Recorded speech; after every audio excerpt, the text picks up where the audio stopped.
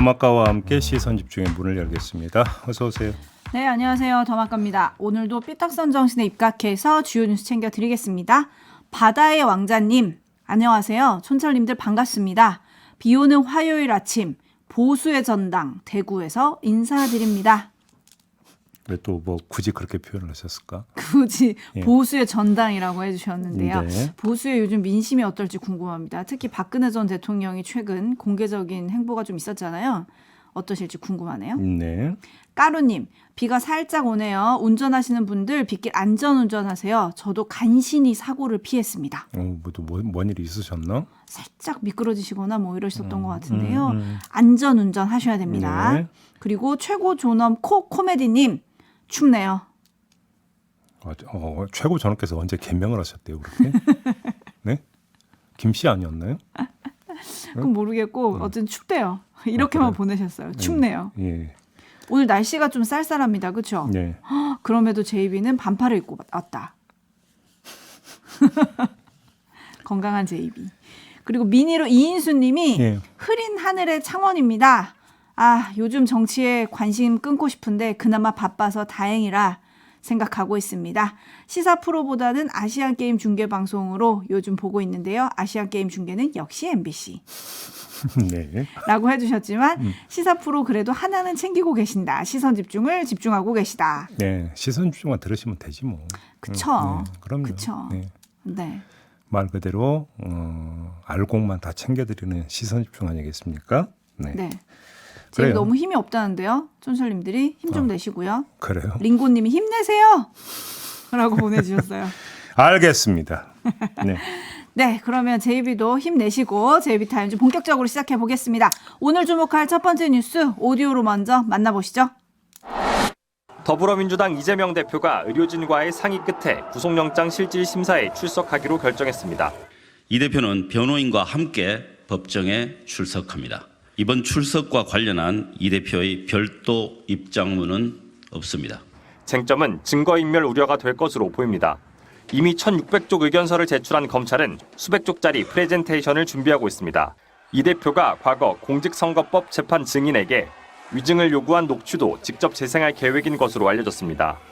이 대표 측은 이전 부지사 등이 검찰 압박으로 허위 진술을 냈다가 번복하고 있다는 입장입니다.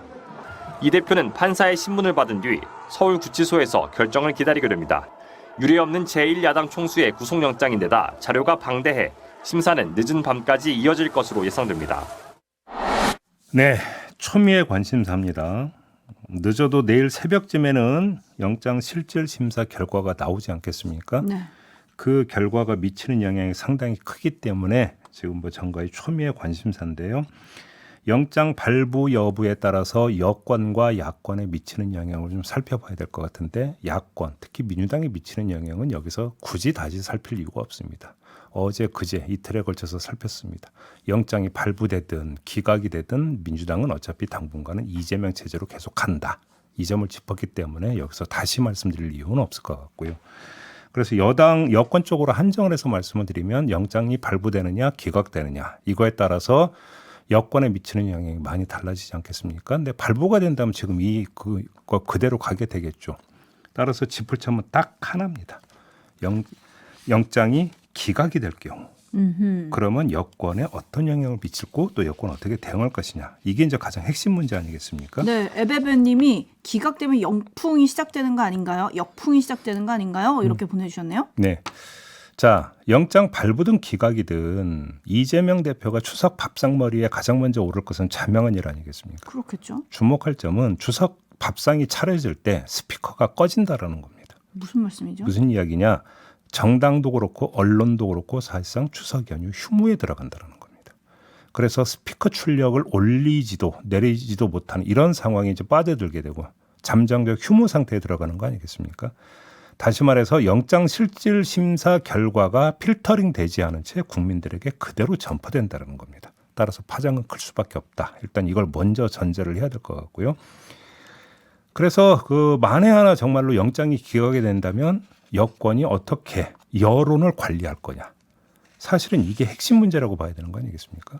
뭐 영장이 발부된다면 그냥 그대로 놔두면 되니까 짓고 말고 할 것도 없는 거고요. 조금 전에 말씀을 드린 대로 결국은 그래서 만약에 영장이 기각이 된다면 어떤 필터링도 이루어지지 않은 상태에서 이것이 결국은 입에서 입으로 전파가 되면서 그러면서 오히려 이재명 대표에 대한 인식을 확 뒤집어 놓을 수도 있는 건데 추석 연휴 기간 동안에 그러면 여권이 어떻게 대응할 것이냐, 어떤 카드로 대응할 것이냐, 이게 앞으로의 관전 포인트다. 이런 점만 말씀을 드리도록 하겠습니다.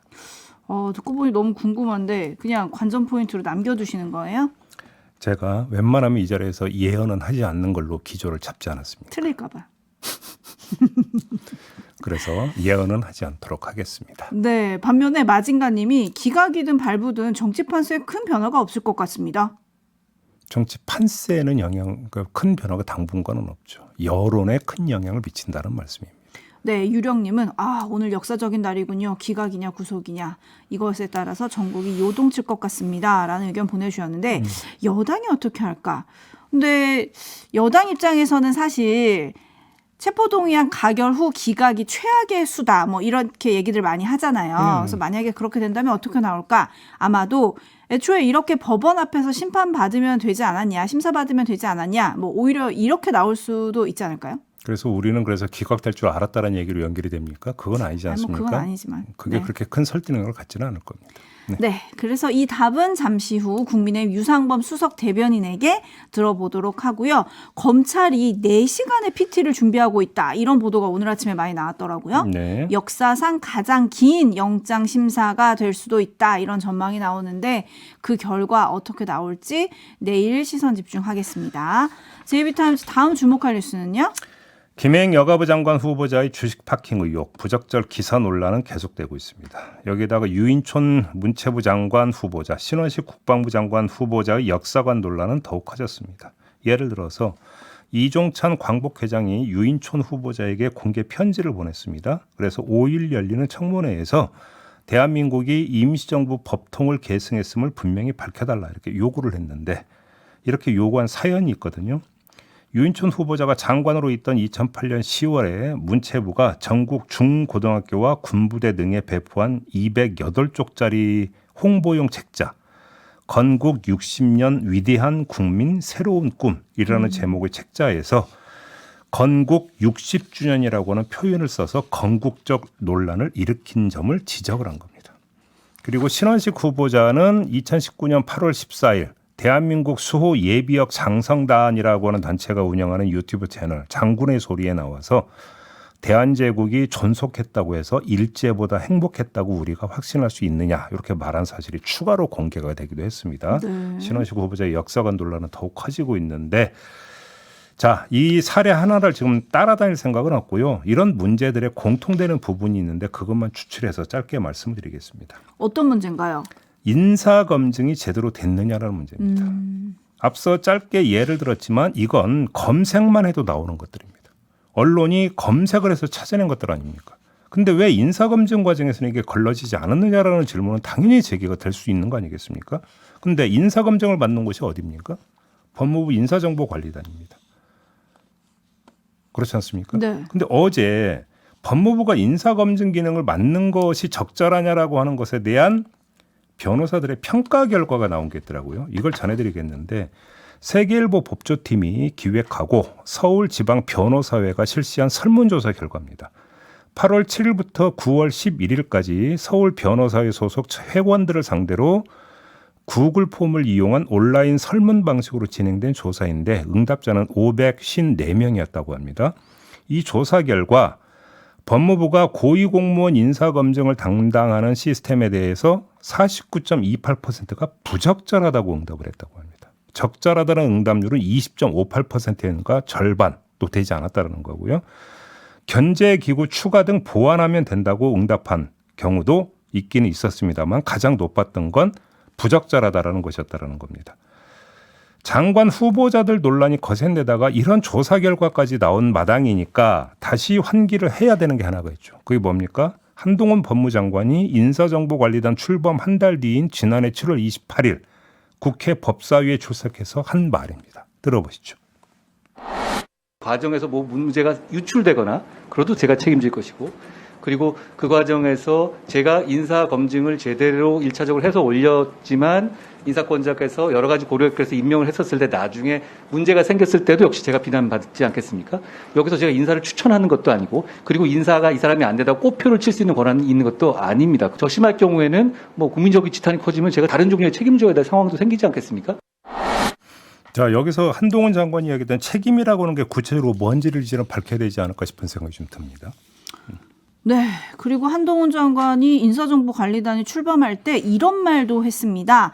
기자들이 인사검증 업무에 대해 민정수석 등에게 질문해 본 적이 있나?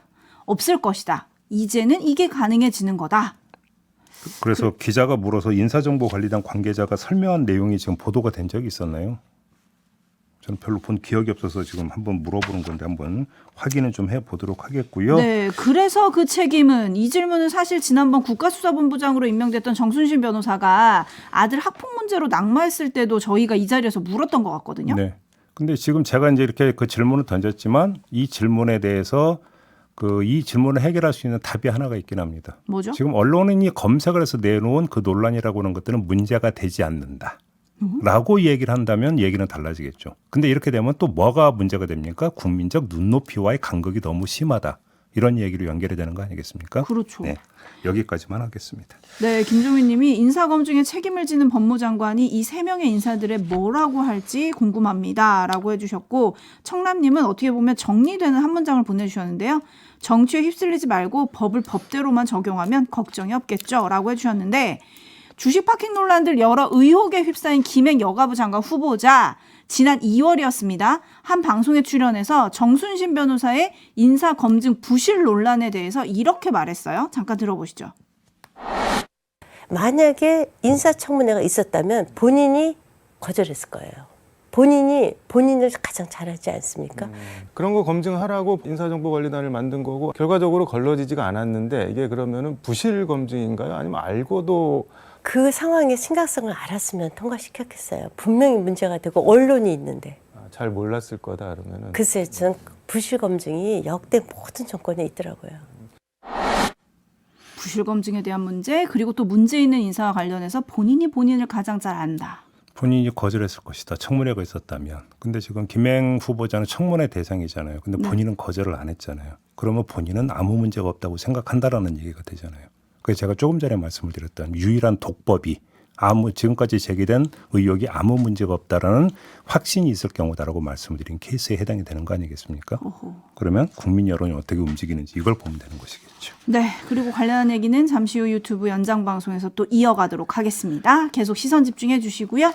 JB타임즈 다음 주목할 뉴스는 어떤 겁니까? 방송통신위원회가 네이버 뉴스 서비스에 대한 사실조사에 착수한다고 어제 발표를 했어요. 방통위는 네이버는 뉴스 점유율 66.7%의 독점적 시장 지배력을 가지고 있어서 이와 관련한 사회적 책임과 공정성 논란이 계속돼 왔다. 뉴스 알고리즘은 언론사 기사 배열 관여 문제와 직결돼 특정 언론사 편중 현상 등의 발생 원인으로 지목되었다. 이렇게 조사 배경을 설명을 했는데 이 방통위는 전기통신사업법상 금지 행위가 확인될 경우 매출액의 100분의 1에 해당하는 과징금을 부과하거나 형사 고발을 할 수 있다라는 점도 함께 밝혔다고 합니다. 조금 더 쉽게 풀어주세요. 정확하게 한마디로 뭘 들여다본다는 겁니까? 간단히 얘기하면 네이버가 인위적으로 뉴스 검색 결과에 개입했는지를 들여다보겠다. 그래서 알고리즘이 어떻게 짜였는지 한번 보겠다. 이런 이야기가 되는 거 아니겠습니까? 어허. 이건 이미 예고가 됐던 일입니다. 예를 들어서 박대출 국민의힘 정책위 의장이 지난 5월 9일 원내대책회의에서 했던 말 잠깐 들어보시죠. 취임 1주년 된 대통령을 향해서 이렇게 비판과 비난 기사로 도배를 하면은 이것을 본 우리 국민들이 윤석열 대통령을 객관적으로 혹은 긍정적으로 평가한다는 것은 아마 기적에 가까울 것입니다. 네이버 측에서는 알고리즘으로 이렇게 만들어 놓은 기사로 그러지만 이건 알고리즘이 아니고 속이고리즘입니다. 네이버 뉴스 이제는 개혁해야 됩니다. 네, 역시 알고리즘이죠. 결과가 어떻게 나올까요? 한번 지켜보도록 하겠습니다. 네. 그러면 다음 주목할 뉴스는 어떤 겁니까? 김순호 초대 경찰국장 기억하시죠? 기억하죠. 지금은 경찰 대학장으로 있는데요. 그 초대 경찰국장으로 임명이 되자 뿌락지 논란이 거세게 불거졌었습니다. 저희도 인터뷰를 한 적이 있었었는데 네. 이 논란 과정에서 조난 자료가 보도가 된 적이 있었습니다. 이른바 그 전두환 정권 때 녹화 사업이라는 게 있었거든요. 그래서 이 녹화사업 관련된 어떤 자료가 언론 보도를 탔던 겁니다. 김순호 국장 관련 자료가. 근데 지난달에 김순호 현 경찰대학장이 이 문제를 걸어서 직접 고발장을 제출을 했다고 합니다. 어떤 부분이죠? 이게 지금 조난 자료가 언론에 유출된 경위를 수사해달라. 어허. 이런 취지의 고발인데 이에 따라서 서울경찰청 반부패 공공범죄수사대가 지난 1일 김순호 전 국장의 대학 동기의 자택과 차량, 휴대전화 등을 압수수색을 했다고 합니다. 피의자가 아니라 참고인인데 이렇게 했다고 합니다. 그래서 이 그 지인의 휴대전화 포렌식 결과를 바탕으로 특정 기자의 이름, 연락 횟수 등을 언급하면서 연락 목적을 추궁했다고도 합니다. 관련해서 이 그 압수수색을 당한 이 지인이 뭐라고 이야기를 했냐면 피의자가 아닌 참고인인 나를 압수수색한 걸 보면 내 휴대전화를 보고자 했던 게 목적인 것 같다. 이렇게 말하면서 결국 언론을 엮으려는 수사 같다. 이런 말을 남겼다고 하는데요. 자, 다시 또 언론이 등장을 하고 있습니다. 네. 관련해서 김순호 전 국장이 경향신문 기자에게 한 말이 있는데요. 왜 지금 지난달에 고발을 했느냐 이 문제에 대해서 보도 이후 1년이 지나서 고발한 이유에 대해서는 직위를 이용한다는 오해가 없기 위해서 한 것이다. 이렇게 말했다고 합니다. 근데 지금도 일단 경찰대학장 직위는 유지되고 있잖아요. 네. 그다음에 경찰국장 자리에서 물러난 건 꽤 되지 않았습니까? 그럼 경찰국장 물러난 다음에 하든지 뭔지. 그러면서 한마디 더 있는데 의도와 목적에 따라 언론의 책임도 있을 수 있다고 본다.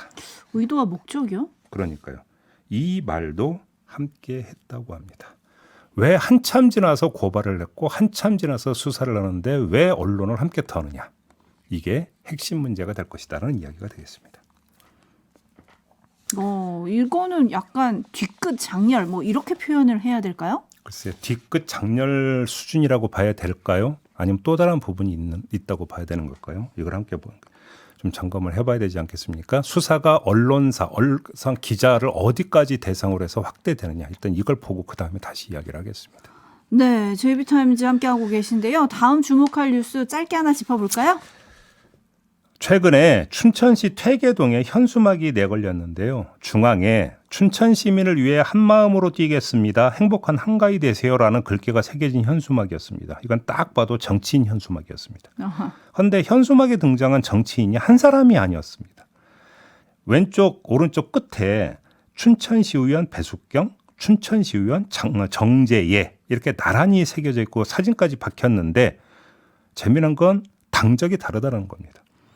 배숙경 의원은 국민의힘 소속이고 정재예 의원은 민주당 소속이라는 겁니다. 두 정당 시의원이 하나의 현수막을 같이 내걸었다. 그렇죠. 이런 거군요. 그리고 이게 정재예 의원이 먼저 제안했고 이를 배숙경 의원이 흔쾌히 받아들였다고 하는데 둘이 합의한 이유가 있다고 합니다. 기초의원이 할 일은 생활정치이지 정쟁이 아니다라고 하는 이유에 의견 일치를 봤다고 하고요. 현수막 개수를 줄이자는 취지도 있었다고 합니다. 명절 되면 현수막 정말로 어지럽게 내걸리지 않습니까? 지금 전국이 난리죠. 민폐 우리는 조금이라도 덜 끼치자 이런 차원이었다고 하는데 이 두 의원의 의원실도 206호, 207호로 바로 벽 하나를 사이에 두고 있다고 하는데요. 이런 건 좀 한번 그래도 우리가 좀 한번 그 시선 집중할 필요가 있지 않겠습니까? 근데 왜 국회의원들은 왜 그런지 모르겠어요. 얘기 들어보면 새벽에 사우나 가면 그렇게 친하다고들 하던데 왜 거기만 벗어나면 그렇게 싸우는지 참 그렇네요. 네. 파도님이 우와 협치 어렵게 보여줬네요 라고 해주셨고 가는날이 곰팡이님도 보기 좋습니다 하셨는데 여의도 국회에서도 이런 현수막이 등장할 수 있을지 시선 집중해 볼게요. 해보죠 뭐. 네. 자 마무리하겠습니다. 담화가 수고하셨어요. 고맙습니다.